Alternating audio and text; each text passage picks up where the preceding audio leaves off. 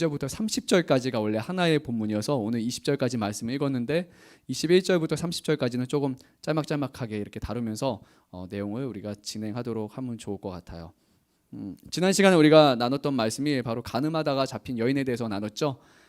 그리고 그 부분에서 예수님이 이렇게 말씀하셨어요. 내가 너를 정죄하지 않는다 라고 말씀하셨고, 하지만 정죄하지는 않지만 너가 가서 더 이상 죄를 범하지 말라라고 명확하게 말씀하셨어요. 그것을 율법과 복음이라고 지난 시간에 말씀을 드렸어요. 분명히 우리는 죄에 대해서는 단호하게 우리가 하지 않아야 될 것, 예수님께서도 죄를 져도 된다라고 말씀하신 것이 아니라 죄를 다시는 짓지 말라라고 하셨단 말이에요. 그래서 이 부분은 우리에게 매우 중요한 것 같아요.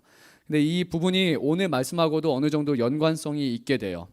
지난 시간에 좀 헬라어로 보게 되면 좀 연관성이 더 큰데요. 정죄하다, 정죄하지 않다라는 그런 의미가 원래는 잘 들어야 돼요. 카타크리노라고 해요. 근데 오늘 말씀은 판단하는 것이 말씀의 이제 주제가 된단 말이에요. 근데 판단하다는 크리노가 되는 거예요. 앞에 카타라고 하는 접두어가 되겠죠. 뭐뭐에 이제 따르다 아니면 뭐뭐에 대항하다라는 의미의 단어가 붙으면 정확하게 이제 정죄하다 그런 의미가 되는 거고, 고발하다는 의미가 되는 거고, 그 앞에 카타가 빠지게 되면 판단하다라는 의미가 되기 때문에 아마 그래서 앞선 그 부분이 일부러 원래 요한이 기록한 것은 아닌 것처럼 보이지만 그 연결이 되기 때문에 그렇게 기록한 것으로 그 앞부분에 넣은 것인 것 같아요. 실제 오늘 말씀은 7장에 있는 후반절에 있는 말씀부터 연결되는 말씀이에요. 하지만 그 앞에 있는 이 여인의 이야기를 통해서 판단하고 정죄하고 그리고 율법이 무엇인가에 대한 그 내용을 담고 있기 때문에 아마 그 이후에 있는 사람들이 이 예수님의 말씀을 연결시켜서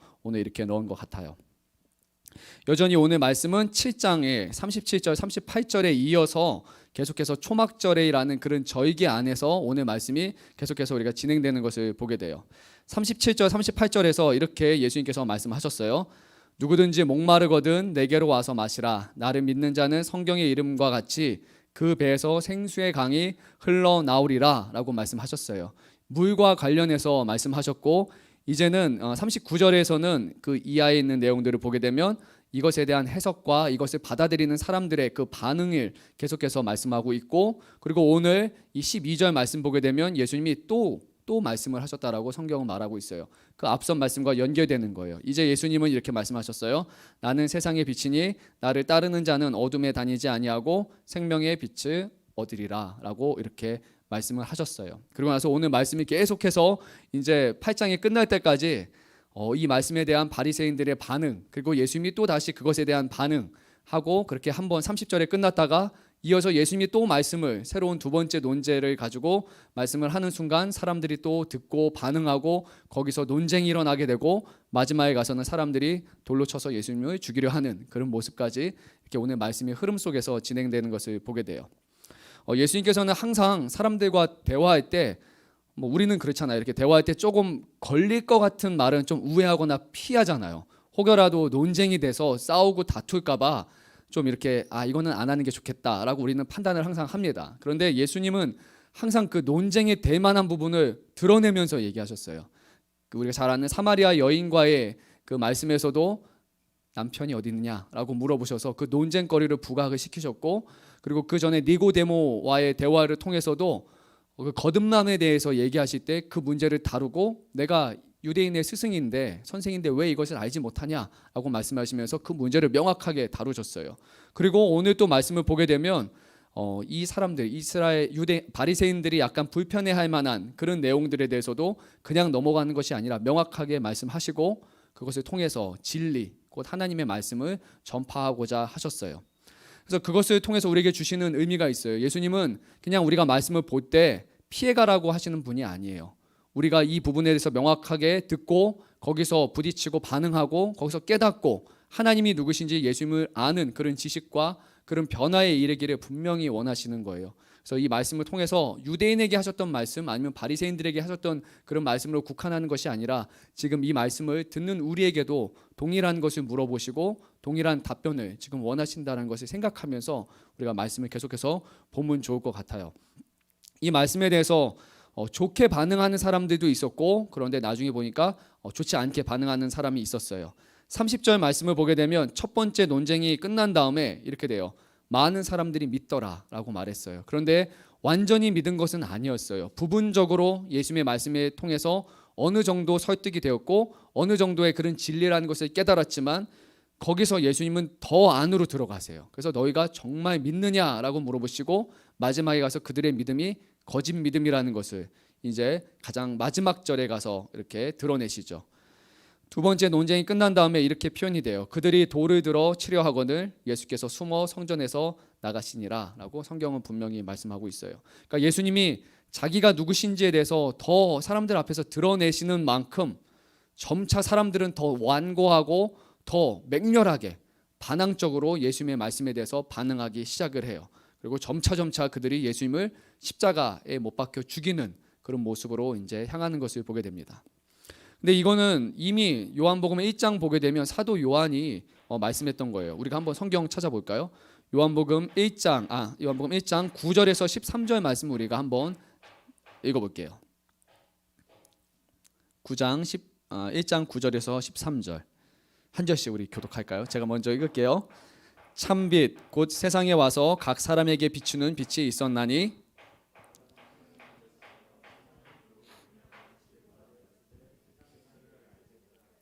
자기 땅에 오매 자기 백성이 영접하지 아니하였으나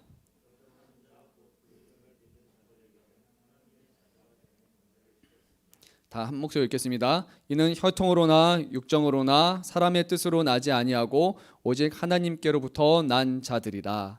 분명히 반응에 대해서 말하면서 분명히 빛으로 오셨는데도 불구하고 사람들이 그 빛을 알지 못하고 그리고 영접하지 아니하였다라고 말씀합니다. 하지만 그 가운데서도 영접한 사람, 그 빛에게 나온 사람에게는 하나님의 자녀가 되는 권세를 주셨다고 이미 요한복음 1장에서부터 사도 요한은 말하고 있어요. 그리고 오늘 본문에 보게 되면 그 가운데 부분적으로 믿은 사람들이 있었고 끝까지 그 믿음을 견지한 사람이 아마 있었을 거예요. 그런가 하면 그 믿음을 버리고 결국에 예수님을 죽이려 하는 사람들도 있었음을 보게 돼요. 13절 말씀이 중요한 것 같아요. 혈통으로나 육정으로나 사람의 뜻으로 난 것이 아니라 오직 하나님으로부터 난 자들이라 라고 말하고 있어요. 하나님의 자녀가 된다는 것은 여러분들이 하나님으로부터 하나님의 택하심 가운데 여러분들을 자녀로 삼아주실 때만 자녀가 될 수 있는 거지, 우리가 하나님을 받아들이거나 우리가 자녀가 되고 싶습니다 라고 해서 결코 하나님의 자녀가 될 수 있는 것이 아니에요. 그리고 오늘 말씀을 보게 되면 결국 하나님의 자녀가 되기 위해서는 우리가 빛 대신 예수님을 끝까지 따라가야 할 것을 성경은 말씀하고 있는 것을 보게 됩니다. 예수님이 하셨던 이제 논쟁이 될 만한 가장 큰 그 말씀에 대해서 우리가 오늘 조금 더 살펴보도록 할게요. 12절 말씀이에요. 매우 강력한 말씀을 예수님이 하셨어요. 나는 세상의 빛이니 나를 따르는 자는 어둠에 다니지 아니하고 생명의 빛을 얻으리라 라고 예수님은 자기 자신에 대해서 분명히 말씀하셨어요. 먼저 나는 세상의 빛이다 라고 말씀을 하셨어요. 세상의 빛이라는 것이 그럼 과연 무슨 의미일까? 요한복음 1장 9절에 보게 되면 이렇게 말해요. 세상에 와서 각 사람에게 비추는 빛이라고 그렇게 말씀하셨어요. 세상의 빛은 예수님이 세상에 오셔서 각 사람들에게 비추는 것이다. 나중에 9장에 가서 보게 되면 예수님이 세상에 비치신 그 기간이 정해져 있다고 말해요. 이 세상에 있을 동안에만 예수님이 세상의 빛이 되시고 예수님이 떠나신 후에는 더 이상 예수님이 그 빛이 아니시게 되는 거예요. 그러니까 우리에게 주신 구원이라는 것, 예수님을 받아들일 수 있는 것에는 분명히 어느 정도 유한적인 시간이 있는 거예요. 그것을 좀 강조해서 말씀하시는 것 같아요.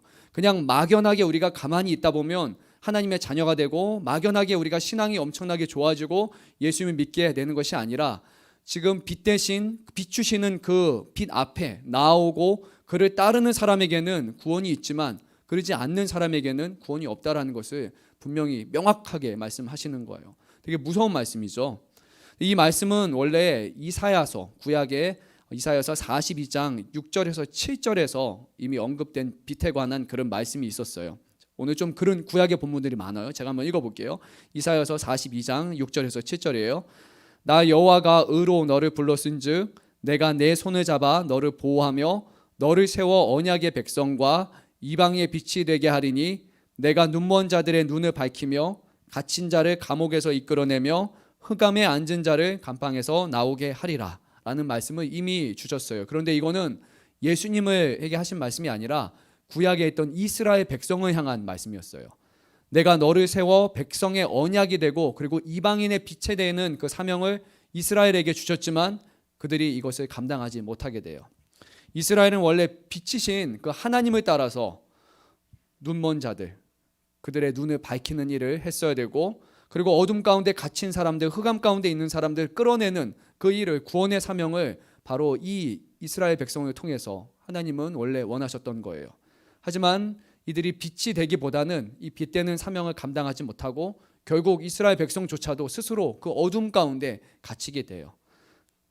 빛이 빛의 역할을 하지 않으면, 부르신 사명을 하지 않게 되면 그냥 빛으로 계속 머물러 있는 것이 아니라 빛을 잃어버리고 결국 어둠 가운데 들어갈 수밖에 없는 것을 성경은 말하고 있는 거예요.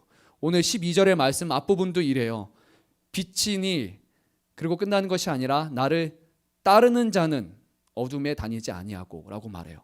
여기서 따르다라는 것은 현재 분사 형태로, 능동태 분사로 되어 있기 때문에 계속해서 따르는 것을 말하고 있는 거예요. 그냥 한번 이렇게 따라오고 예수님 저 멀리 가시면 저 좀 갔구나 이렇게 가는 게 아니라, 내가 가고 싶은 대로 가는 것이 아니라 지속적으로 예수님이 가시는 그 길에, 그 빛의 영역에 머물면서 끝까지 빛을 쫓아가는 사람들만이 이 일을 할 수 있게 되는 거예요. 그래서 지금 우리는 생각해 봐야 되는 거예요. 여러분이 지금 빛 대신 예수님의 그 주위에, 그 근처에 지금 머물러 있으면서 그 빛을 계속해서 현재 시제로서 지금 쫓아가고 있습니까? 아니면 빛은 저 멀리 떠났는데 우리는 지금 빛의 바라만 보면서 우리 스스로 하나님의 자녀라고, 우리는 빛의 자녀라고 혹시 그렇게 말하고 있다면 그것은 결코 맞는 것이 아니에요. 정말 잘못된 거죠. 빛에 따라가는 사람만이 빛의 자녀가 되는 거예요. 그리고 그 빛에 따라가지 않으면 그 빛은 우리 안에서 있는 스스로의 빛이 아니기 때문에 그 빛이 우리에게서 사라지게 되고 결국 우리도 어두움과 속으로 들어갈 수밖에 없어요. 복음을 잃어버릴 수밖에 없고 믿지 않는 사람들과 동일하게 하나님을 알지 못하는 그런 삶으로 살 수밖에 없어요. 10년, 20년 교회 다녔냐 중요한 게 아니에요. 성경에 몇 번 읽었냐가 중요한 게 아니에요. 하나님을 아는 지식에서부터 그 빛 가운데 끊임없이 걸어가는 사람만이, 함께 가는 사람만이 결국 빛의 자녀고 그 일을 세상에서 감당할 수 있는 거예요. 하나님이 택하셨잖아요, 이스라엘 백성을. 그런데 택함 가운데 언약까지 맺어주셨지만 그들은 빛의 자녀이기를 포기하고 어둠의 자녀가 되었단 말이에요. 우리는 분명히 예정을 믿죠. 하나님이 택하셨고 택하신 사람을 부르셨고 택하셨고 반드시 구원에 이르게 하시겠다라는 그런 확신을 갖고 있지만, 만약에 우리가 빛을 쫓아가지 않는다라면 아마 사도 바울은 이렇게 말할 거예요. 애초에 당신들은 택함 받은 사람이 아닙니다 라고 말할 거예요. 왜냐하면 택함 받은 사람이라면 반드시 그 빛을 쫓아갈 수밖에 없기 때문입니다 라고 말할 거예요. 예수님은 너희의 열매를 보고 너희를 알 수 있다라고, 우리를 알 수 있다라고 그렇게 말씀하실 거예요. 그냥 구원받았다라는 확신으로 구원받는 것이 아니라 끝까지 그 빛 안에 머물러 있느냐 아니면 빛을 떠나고 있느냐가 우리가 구원받은 사람인지 아닌지를 구별하는 것이 되는 거예요. 그래서 빛 가운데 있습니까? 빛이 쫓아가고 있습니까? 끊임없이 우리는 물어봐야 돼요. 그리고 빛을 따르는 사람에게는 명확한 표지가 하나 있게 돼요. 오늘 그 말씀 뒷부분을 보게 되면 이렇게 되죠. 나를 따르는 자는 어떻게 된다고요? 12절. 어둠에 다니지 아니하고 어둠에 다니지 아니할 것이다 라고 그렇게 말하고 있어요. 근데 표현이 잘 봐요. 나를 따르는 자는 어둠에 다니지 않을 것이다. 근데 더 정확한 표현은 뭐냐면 어둠에 걷지 않을 것이다예요. 이게 더 정확한 성경의 표현이에요. 그냥 다니다라는 의미가 아니라 걷다라고 사용하고 있어요. 좀 차이가 있는 것을 보게 돼요. 걷다는 동작이에요. 계속해서 지금 움직이고 걸어가고 있는 상태, 그것이 걷다예요. 이렇게 있으면 걷는 게 아니에요. 이렇게 앉아 있는 것도 걷는 게 아니고 누워 있는 것도 걷는 거 아니에요. 걷는 것은 계속해서 바로 움직이고 있는 이 상태만이 걷는 상태라고 말하고 있어요. 그 빛 안에 머물러 있는 사람만은 계속해서 예수님을 따라가면서 계속해서 어둠이 아닌 다른 빛 가운데 끊임없이 걷게 된다는 거예요. 우리가 걷지 않고 있으면 우리는 빛에 따라가지 않는 사람이라고 그렇게 말하고 있어요. 이것은 나중에 요한 2서에도 나와요. 막 사도 요한이 거기 있는 교회에다 편지를 쓰면서 내가 너무 심히 기쁘고 기쁘다. 그 이유는 너희가 지금 빛 가운데 걸어가고 있기 때문이다 라고 그렇게 말해요. 왜냐하면 그 진리 가운데라고 표현을 하죠. 진리 가운데 걷는다는 게 그게 쉬운 게 아니거든요. 계속해서 걷고 걷는 그 동작으로서 우리가 살아간다는 것이 분명히 쉽지는 않을 거예요. 하지만 우리가 걷기 위해서 걷는 것이 아니라 빛 가운데 그 빛에 따라간다면 우리가 끊임없이 앞에서 이끌어 가시는 빛 대신 그 주님을 따라서 어둠이 아닌 다른 곳을 걸어갈 수 있게 되는 거예요. 그리고 나서 우리에게 주신 한 가지 약속이 있었어요. 바로 생명의 빛을 얻게 될 것이다 라고 말씀하셨어요. 생명의 빛은 생명을 주시는 그리스도를 말하는 거예요. 그분 빛 가운데 따라가는 사람들은 어둠을 따르지 않게 될 것이고 그 빛이 우리 안에 온전히 머물러 있음을 여러분들이 경험하게 될 것이에요. 예수님은 매우 강력한 표현을 이렇게 말씀하셨어요. 이스라엘에게 주신 사명이었지만 이제 이스라엘이 이 말씀을 따르지 않으니까 결국 이사야서 49장 6절을 보게 되면 메시아의 사명으로 다시 한번 이 사명을 하나님께서는 바꿔서 주시게 돼요. 제가 한번 읽어볼게요. 이사야서 49장 6절이에요. 그가 이르시되 내가 나의 종이 되어 야곱의 지파들을 일으키며 이스라엘 중에 보존된 자를 돌아오게 할 것은 매우 쉬운 일이라. 내가 또 너를 이방의 빛으로 삼아 나의 구원을 베풀어서 땅끝까지 이르게 하리라 라고 성경에서는 명확하게 말씀하고 있어요. 하나님이 하시는 일이기 때문에 이것은 매우 쉬운 일이라고 그렇게 말씀하셨고 예수님은 분명히 이것을 십자가에서 이루셨어요. 끝까지 우리가 주님을 바라보고 따라갈 수 있는 명확한 표지를 우리에게 주셨던 거예요. 어떻습니까? 여러분들은 빛 가운데 지금 따르고 있습니까? 세상의 빛으로 비추시는 그 예수님을 우리는 따라가고 있습니까? 이것은 그리스도인들에게 주시는 명확한 그런 선언이자 도전의 말씀으로 주신 거예요. 이 빛이라는 거 오늘 좀 더 의미를 살펴보게 되면요. 초막절이잖아요. 우리가 배경이 초막절 안에서는 이 빛을 상징하는 그런 행사들이 있었어요. 이 빛은 여호와 하나님께서 함께 하신다, 이스라엘 가운데 함께 하신다라는 그런 큰 상징이 되거든요. 그러니까 여인의 뜰이라는 곳이 있는데 거기는 여자들이 들어갈 수 있는 가장 마지막 공간이 되는 거예요. 그 넘어서는 남자들만 들어갈 수 있는 성전 안쪽에 있는데 거기에서 이제 밤이 되면 횃불을 밝혀요. 그리고 경건한 사람들이 춤을 춰요. 그렇게 표현이 돼 있어요. 막 찬양을 하면서 춤을 추면서 이 빛이 우리 가운데 있다라는 것을 그렇게 확인하는 그런 행사가 밤마다 이렇게 벌어졌어요. 예수님은 아마 이 사람들이 춤을 추고 빛을 횃불을 비추는 막 이 시간에 그들에게 다가가서 큰 소리로 이 말씀을 외치셨을 거예요. 너희가 들고 있는 이 빛, 너희를 환하게 비추는 그 빛은 다른 빛이 아니라 바로 나다. 내가 바로 세상의 그 빛이다라고 예수님은 그렇게 말씀하셨어요. 지난 시간에 그 물에 대해서 말하면서 실로암에서 떠온 물을 가지고 제단에 뿌리는 그 장면에서 예수님이 내가 바로 생수다라고 말씀하신 것처럼 지금 동일한 상황으로 예수님은 내가 바로 빛이라고 그렇게 말씀하셨어요. 빛은 하나님이 우리와 함께 하신다라는 그런 의미가 되는 거예요. 근데 이것에 대한 바리새인들의 반응이 이제 오늘 말씀의 나머지 부분이 되는 거예요. 상당히 길게 되겠죠. 이것에 대해서 그렇게 긍정적인 반응을 일으키지 않았어요. 바로 이제 그들은 보니까 기다렸다는 듯이 13절에서 이렇게 말해요. 내가 너를 위해서 증언하니 내 증언은 참되지 아니하다라고 이 사람들은 이 빛의 말씀을 듣기를 원하지 않았어요. 그냥 기다렸다는 듯이 바로 그렇게 하게 됩니다. 여러 가지 이유가 있을 거예요. 왜 예수님의 말씀을 증언을 받지 않았을까에 대해서는 첫 번째는 이거예요. 예수님이 5장 31절을 보게 되면 이렇게 말씀하셨어요. 내가 만일 나를 위하여 증언하면 내 증언은 참되지 아니하다라고 이미 예수님이 말씀하셨어요. 그러니까 바리새인들이 그 말을 그대로 인용해서 예수님, 당신이 지금 자기 자신에 대해서 증언하고 있으니까 당신의 증언은 참되지 않습니다 라고 말하는 거예요. 말이 되죠. 예수님이 5장 31절에서 그렇다라고 말했으니까요. 그런데 그 말을 잘 보게 되면 5장 31절의 원래 의미는 내가 나를 증언한다라는 것이 아니라 예수님의 증언은 하나님께서 예수님을 증언하신다라는 거고, 그리고 하나님께서 예수님을 통해서 이루시는 놀라운 기적들을 보면서 그것이 바로 증언이고 증거가 된다라는 말씀이었지만 이 바리새인들은 그 부분은 다 잘라버렸어요. 모든 맥락과 그런 것을 다 잘라버린 다음에 당신이 했던 말을 당신이 번복하지 않습니까? 라고 그렇게 말한 채 예수님을 받아들이지 않게 돼요. 또 다른 의미에서 그 당시에 이제 고대 지중해 지역은 자기 자신에서 증언하는 것을 좀 좋아하지 않았어요. 이건 되게 좀 자랑하는 거고, 뭐 오늘날도 그렇겠죠. 내가 내게 뭐 빛이다라고 말하면 사람들이 미쳤구나라고 얘기하겠죠. 말도 안 되는 소리를 한다 그렇게 하겠죠. 이런 것을 좋지 않았고, 이것은 좀 더 나아가서 공적인 어떤 세워진 그런 막 명예에 대한 도전이다라고 했어요. 그러니까 이것을 깨려면 엄청난 증거를 가지고 이것을 반론하는 사람들에 대해서 언제든지 다시 반박할 수 있는 그런 준비가 된 상태에서만 이것을 해야 됐어요. 그러니까 예수님이 이 말씀을 하심으로 이미 다른 사람들이 반박할 것을 예수님은 이미 예상하고 계셨던 거예요. 그리고 나서 그 반박을 다시 반박하시는 그런 말씀으로 오늘 또 이어지는 것을 보게 돼요.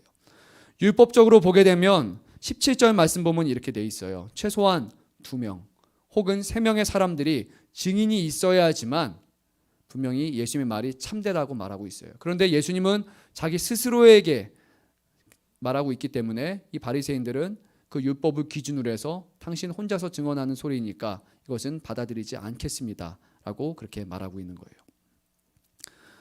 그런데 예수님은 이런 이유, 예수님이 이제 이어서 그거에 대해서 이제 다시 설명을 하시는데 그 부분은 좀 나중에 말하고, 왜 그러면 바리새인들은 이렇게 예수님이 말씀하실 때 판단을 하는가라는 부분을 우리가 먼저 보면 좋을 것 같아요.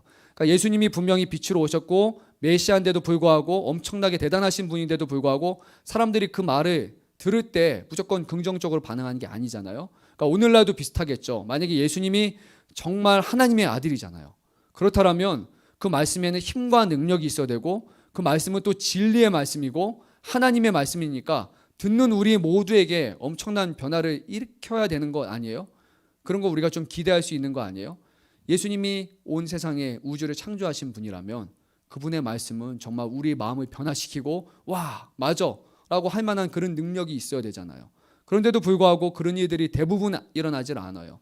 교회 다니는 사람들보다 예수님을 믿는 사람보다 예수님을 믿지 않는 사람들이 더 많고 예수님의 말씀에 대해서 기다렸다는 듯이 부정하고 그리고 이제 반박하고 판단하는 사람들이 지금도 많이 있잖아요.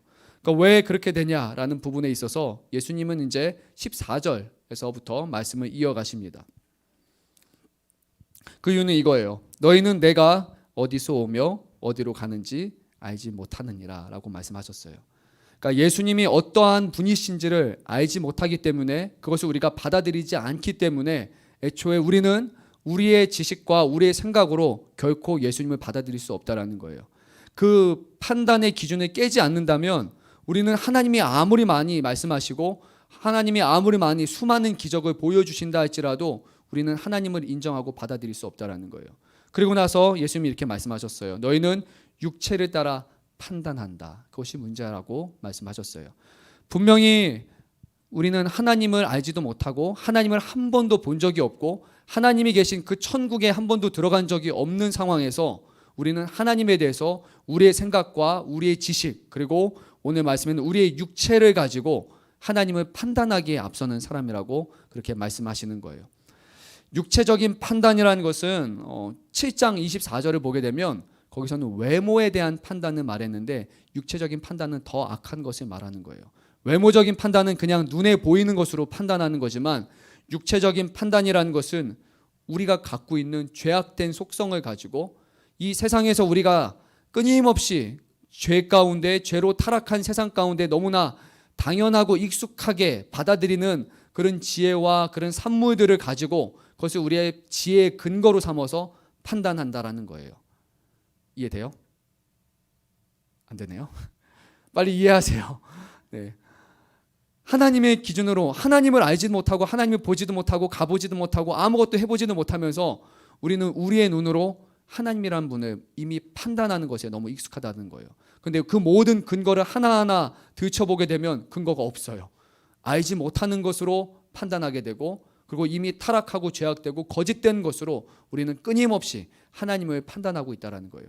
그런데 예수님은 말씀하시는 거예요. 나는 하나님으로부터 내가 어디서부터 왔는지 너희가 안다면 그리고 내가 다시 또 어디로 돌아갈지를 너희가 안다면 너희는 그렇게 판단할 수 없다. 그런데 나는 예수님은 내가 어디로부터 왔고 어디로 가는지를 명확하게 알고 있다.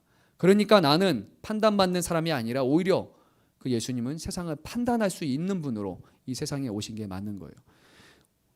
어디서부터 왔는지 예수님의 근원과 그리고 어디로 다시 돌아가는지 예수님의 최종 목적지를 예수님은 이미 명확하고 알고 계셨어요. 예수님은 자신이 하나님이시라는 것 그리고 이 땅에 어떤 목적을 가지고 오셨고 어떤 목적을 끝낸 후에 다시 죽음을 통해서 영광을 받으신 후에 다시 하나님 편에 설 것을 예수님은 명확하게 알고 계셨기에 그 모든 여정과 하시는 말이 다 그 진리에 따라서 행하셨던 거예요. 하지만 다른 사람들은 진리를 알지 못하니까 한 번도 가보지 못하고 한 번도 경험해보지 못했기 때문에 그 예수님의 말을 받아들일 수가 없었던 거예요. 바리새인들은 오히려 알지 못하기 때문에, 그리고 자신의 육체를 따라 살아갔기 때문에, 그 안에는 하나님의 말씀인 율법이라는 것은 그들은 들어서 알고 있기는 했지만 그 율법과 오히려 상관없이 다른 판단을 하고, 그리고 하나님의 아들이 오셨음에도 불구하고 그 하나님의 아들을 보지 못하고 받아들이지 못하는 그런 잘못된 판단을 했던 거예요. 23절, 우리 24절 한번 읽어보도록 하겠습니다. 23절, 24절이에요. 예수께서 이르시되 너희는 아래에서 났고 나는 위에서 났으며 너희는 이 세상에 속하였고 나는 이 세상에 속하지 아니하였느니라. 그러므로 내가 너희에게 말하기를 너희가 너희 죄 가운데서 죽으리라 하였노라. 너희가 만일 내가 그인 줄 믿지 아니하면 너희 죄 가운데 죽으리라. 분명히 존재론적 차이가 있어요. 우리는 아래에서 났고 우리는 세상에 속한 사람이고, 그리고 예수님은 어디서 나셨다고요? 하늘에서 나셨고, 그리고 예수님은 이 세상에 속하지 아니하셨다라는 그 차별점에서 명확하게 말씀하셨어요.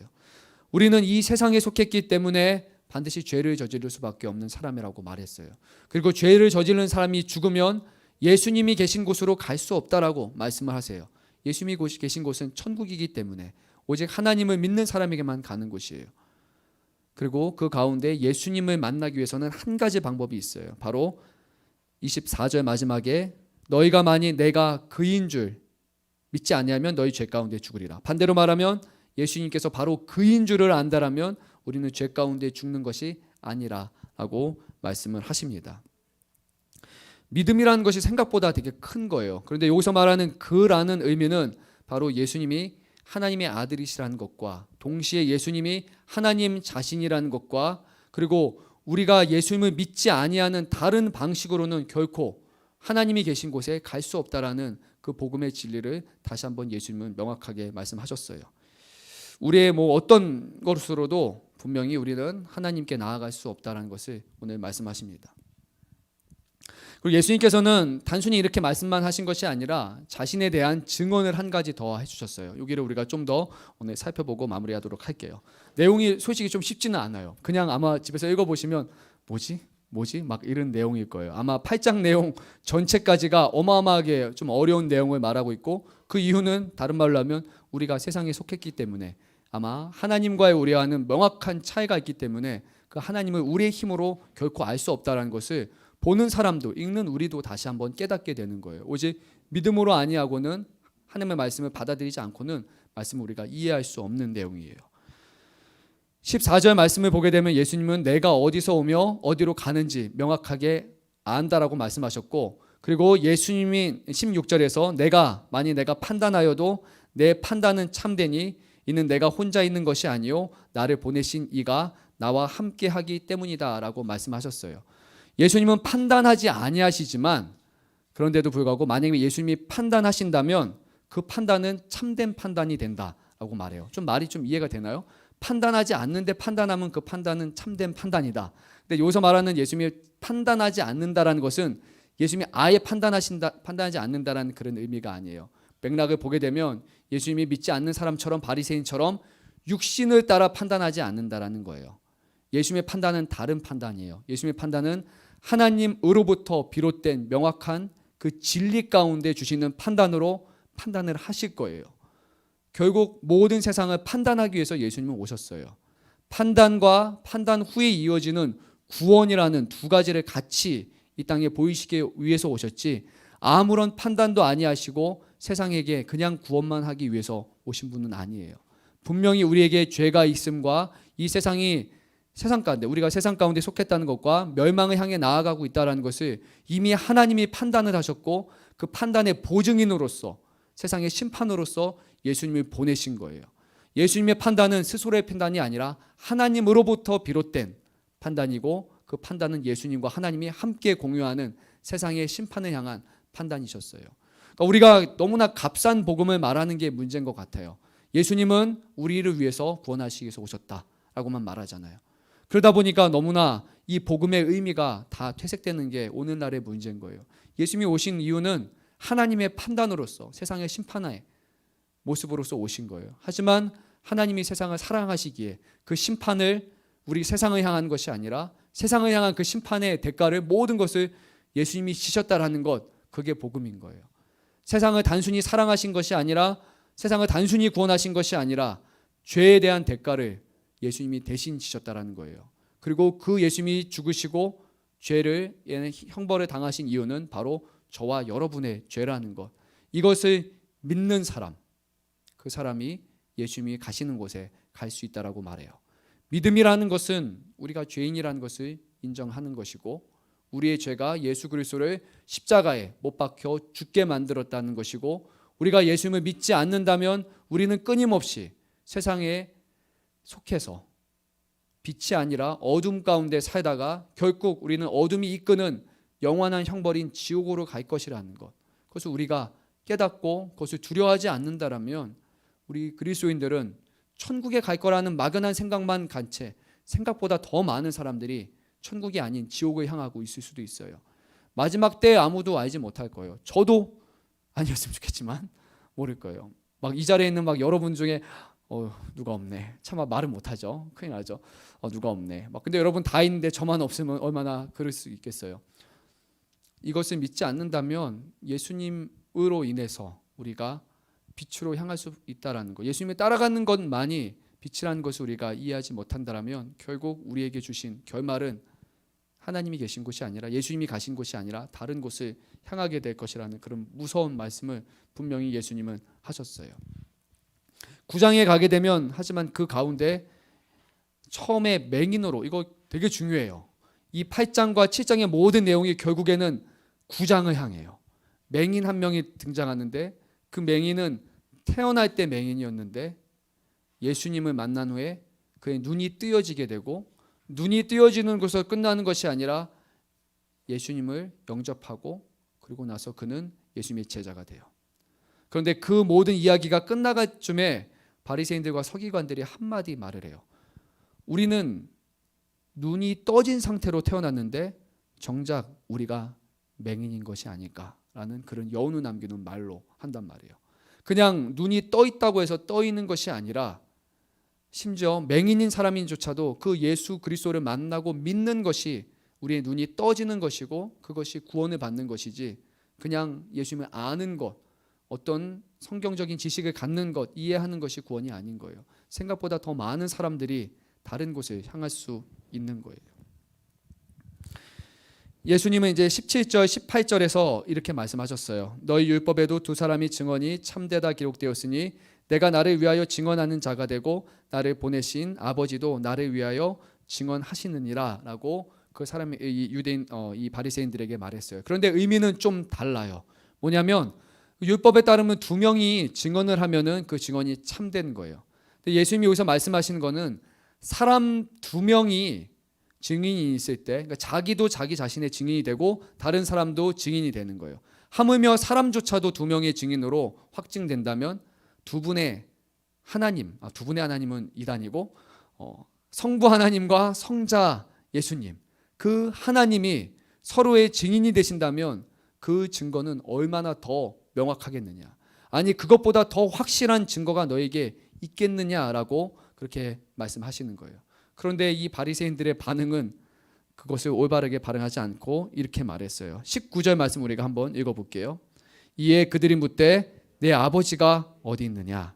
예수께서 대답하시되 너희는 나를 알지 못하고 내 아버지도 알지 못하는도다. 나를 알았더라면 내 아버지도 알았으리라. 예수님은 이 증언이라는 부분에 대해서 말씀하셨고 바리새인들의 답변은 하나님의 아버지가 아니라 하늘 아버지를 말하는 것이 아니라 그러면 당신의 육신의 아버지가 어디 있습니까?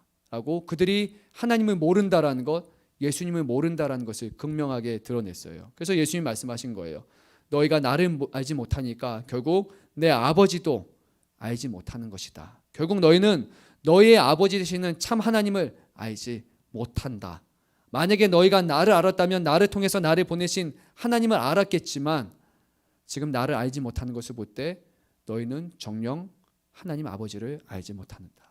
그리고 8장 이어지는 부분에서 너희 아버지는 하나님 아버지가 아니라 마귀다라고 결국 예수님은 강력하게 말씀하세요.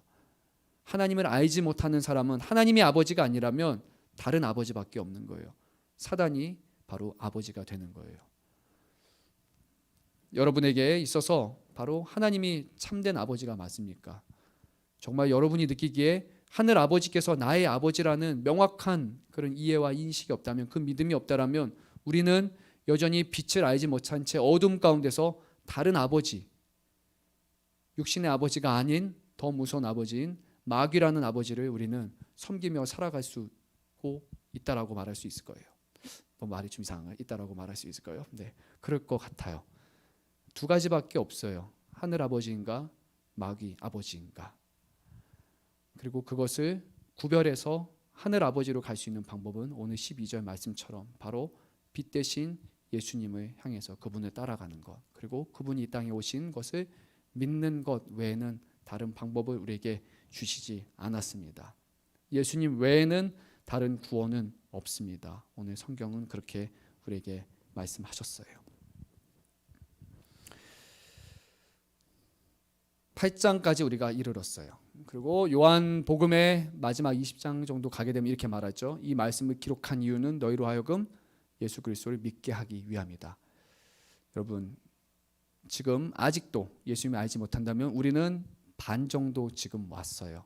20장에 이를 때까지 명확하게 우리가 하나님이 우리에게 알려주시는 그 말씀에 귀 기울이지 않는다면 우리는 어찌 보면 우리에게 주어진 마지막 시간이 될 수도 있어요. 약간 협박하는 것 같지만 우리에게 주신 그런 시간 안에서, 예수님이 세상의 빛으로 비춰주는 시간 안에서만 우리에게 그분을 믿을 수 있었던 것처럼 저와 여러분이라는 사람이 갑자기 코로나가 걸릴 수도 있고 갑자기 예상치 못한 그런 사고를 당할 수 있고 하루에도 수천 명의 사람들이 죽어가는데 모든 사람들은 내일이 있을 거라는 그런 기대를 가지고 생각을 해요.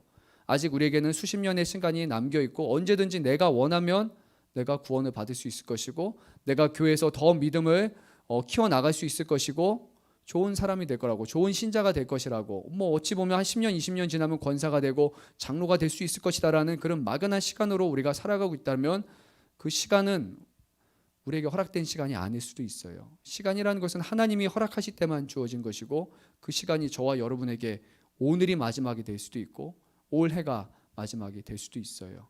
주어진 시간 안에서 여러분이 이 예수님을 끝까지 만날 수 있었으면 좋겠어요. 저도 이제 저거잖아요. 모태신앙이잖아요. 모태신앙의 장점, 단점이 명확하잖아요. 장점이라는 것은 교회 바깥으로 잘 안 나가요. 그래도 교회 안에 오래 있었기 때문에 이렇게 갔다가도 가긴 가는데 스프링 같아요. 어느 정도 땡겼다가도 다시 돌아오는 속성이 있는 것 같아요. 그런데 그게 반복되고 반복되다 보면 정말 늘어져요. 그래서 다시 돌아오는 시간이 점점 멀어지고 어떻게 보면 정말 오래까지, 아주 늘어질 때까지 세상으로 갔다가 다시 돌아가야 될 그 긴박성을 느끼지 못한 채 그냥 세상으로 갔다가 언제든 부르시면 다시 오겠지라는 그런 막연한 생각을 가질 때가 저는 되게 많았던 것 같아요.